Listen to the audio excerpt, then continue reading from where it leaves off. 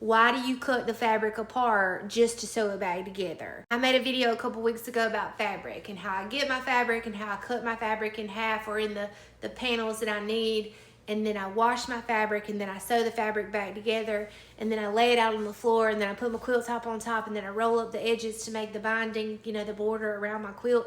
And I think 84 people commented, why do you cut the fabric apart just to sew it back together?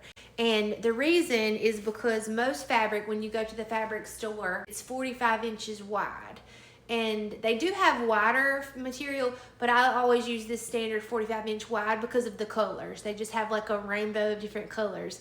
So when I get it, I got 3.5 yards this time because I'm making a small quilt with it. So it's this thick. It's only 45 inches wide. So what I mean, when I cut it in half and then wash it and then sew it back together, I don't sew it back together on the side that I've cut. You know, I sew it back together on the long side. That way it makes a giant rectangle rather than one long strip of fabric. I get my fabric and I fold it in half. Here's my center point.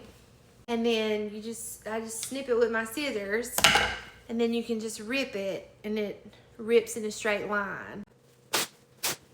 Now I'm gonna take these downstairs and wash them on hot water, and then when they're done, like they are now, I'm gonna sew them back together on the long sides, not on the side that I cut. Here's one panel. This is 45 inches wide right here.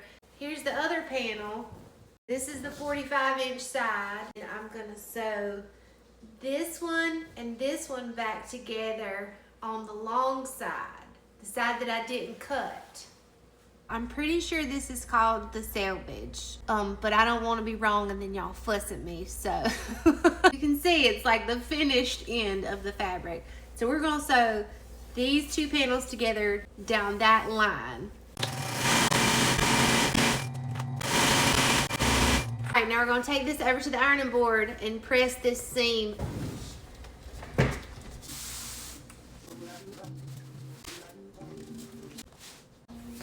Okay, now that we've got both of the panels sewn back together, this is what we're left with.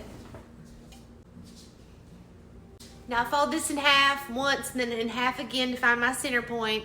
I iron the creases and then I lay it out on the floor, and then I lay my quilt top on top of that. So I hope that clears up any confusion for y'all about cutting the fabric just to sew it back together. Okay, I'll lay you back.